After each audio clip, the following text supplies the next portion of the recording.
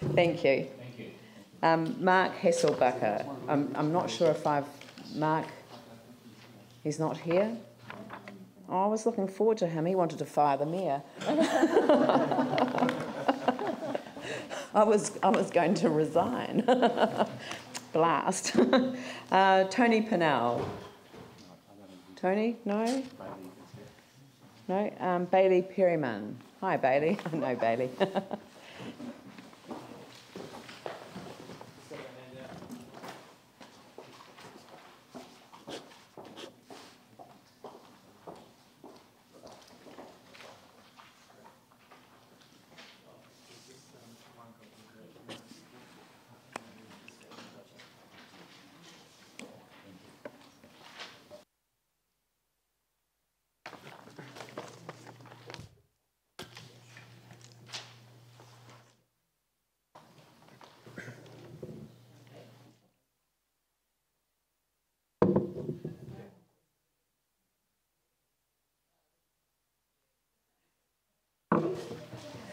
Right.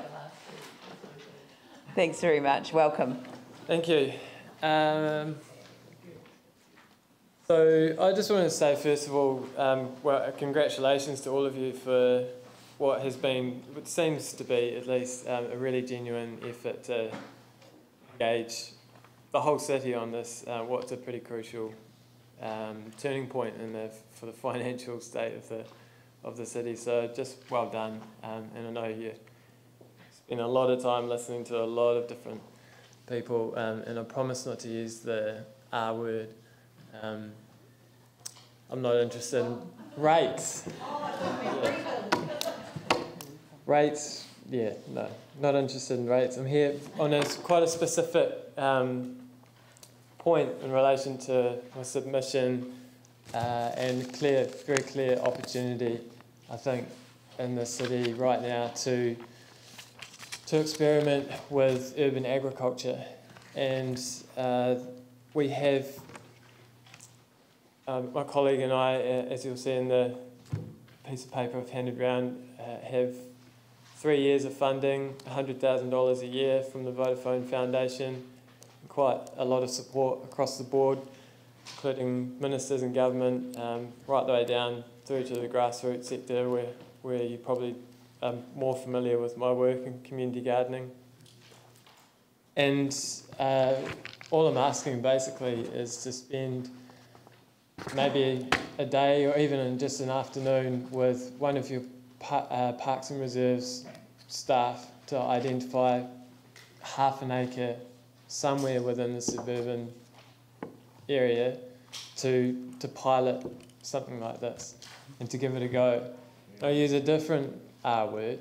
We may even, I think it's fair for the council to expect a little bit of rent in return for the use of that space. It's not necessarily an exclusive use of the space, because what we do is very much about incorporating as diverse a range of people in the local community as possible.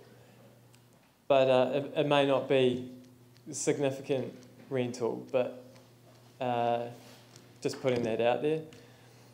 And basically that's all I'm asking here today, is that one opportunity to just try it out for 3 years, find a spot and see if it works, and try and prove that a small-scale, intensive production model can work in the city, and then there's plenty of other spaces that we could perhaps apply that to in the future, and provide a service for the city, and not necessarily ask for much at all, and because there's already heaps on your plate. So.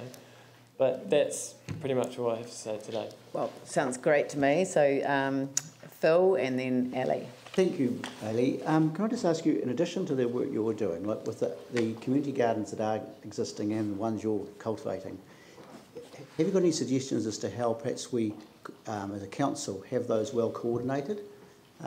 Like, especially, for example, when one garden might have some produce over, or a shortage of volunteers, that kind of thing. So how that? I think I'd like to see within each ward a specific role set up, and this is not unprecedented as well. There has been community gardening coordinators based in each ward historically. That's probably when I was in primary school, but it's not that long ago. But there is a precedent for it. So I think it's coordination, that's the key role. Ellie?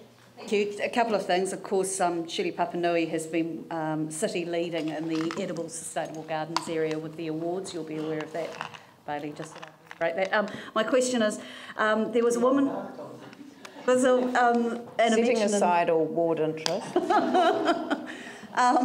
was a woman who came up to me at Rickton House last weekend, and she was working with something to do with University of Canterbury and, I think, Sustainable Garden or Fruit. And what she was doing was asking whether we would be, did we have extra fruit? Would we be prepared to get it together and give it out? Are you aware of that program in Christchurch? Not specifically, no. Okay, well, I'm here looking for specifically is a significant parcel of land, not just a little bit of swapping and sharing. We're looking for urban agriculture. So I use the word agriculture specifically. It's not community gardening. It's a small scale intensive. But you're suggesting in each ward. No. In They every want little one to start. So But one space, not even just one ward, just one space to start. You're looking for Agri Park will be fine. You're looking for developing. I think no.